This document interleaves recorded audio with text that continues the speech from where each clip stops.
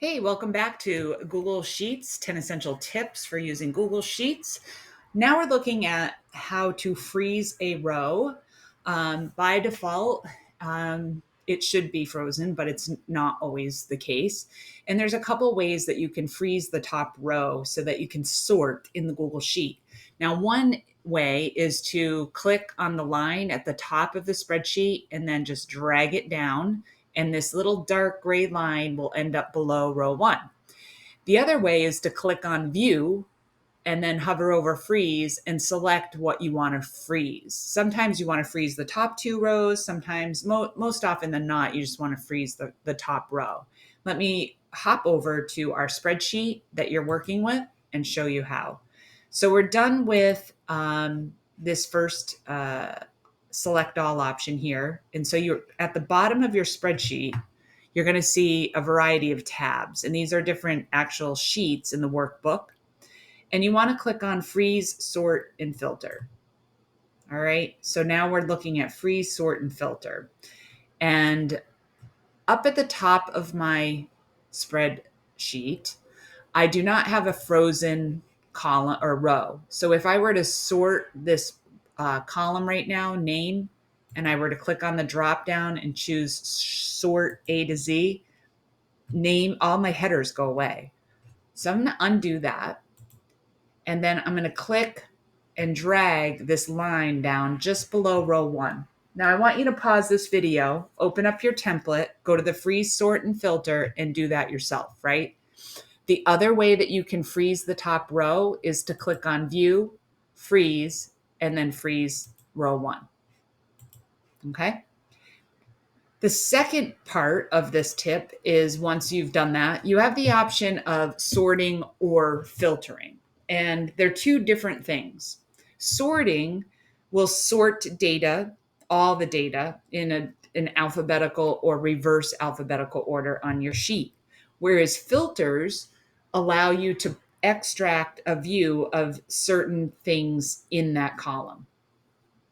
The other thing that's interesting to know is when you have a shared spreadsheet, if there's several people using that spreadsheet and you sort it, it sorts it for all the viewers. However, if you filter, it filters things for you, but not other people. So that's an interesting tidbit in itself. If you're confused, hop back over to your spreadsheet after I demo this and try it out.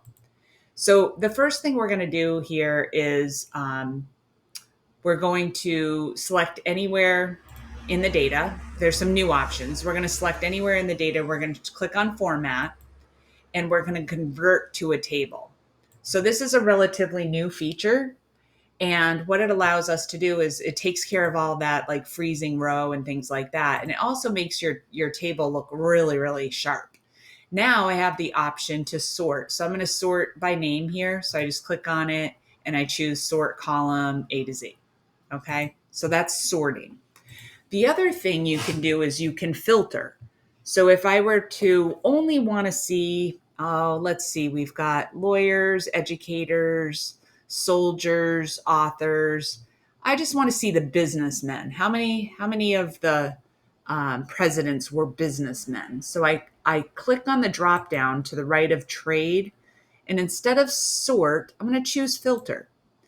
And then I'm going to clear everything. So I click on clear, and I'm looking at all my options, and I'm like, how many businessmen? And I click OK. And that will change the view so that only the trade businessmen are showing for me. Now, if the spreadsheet is shared with another person and they're looking at it, they do not see how I am looking at my spreadsheet because I am filtering. So filtering, it doesn't impact the viewer on somewhere else, but sorting will. Hopefully that doesn't confuse you. And then if I want to stop filtering, I just am going to turn off the filter. Oops. Turn off the filter by clicking on remove filter in the top right hand area. Okay. So take a moment, practice sorting and practice filtering until you feel comfortable with that. Then go on to the next video, which we're going to be taking a look at conditional formatting. And if you haven't picked up on this, the tabs at the bottom are color coded according to the slide. So tip number 4, conditional formatting, it says conditional formatting, it's yellow. And in the next video, you're going to want to hop to the conditional formatting tab. It's got a little yellow line there. How did I do that? I clicked on the little drop down to the right of the tab, renamed it, and then I color coded it to match the line in my slide. So go to the next video when you're ready and we'll go through the conditional formatting prompts.